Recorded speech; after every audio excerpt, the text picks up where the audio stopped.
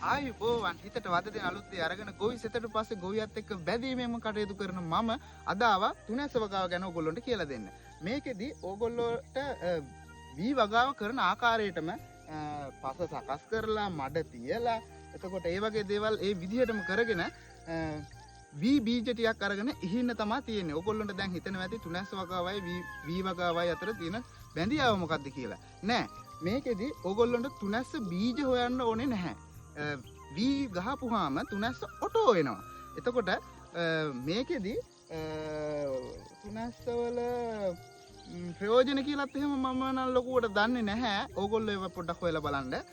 මේකෙදි තුනැස්සවලට තියෙන හානි කියලාත් එහෙම එකක් නැහැ. මේකේ මල පිපුණාම හරක කන්නේ නැහැ. කොළ පිපුණාම මේ අලියා පා ගන්නෙ නැහැ. ඉතින් ඕගොල්ලන්ටත් පුළුවන් මේ තුනැස්ස වගාව ගෙදරදීම සාර්ථකව කරගන්න.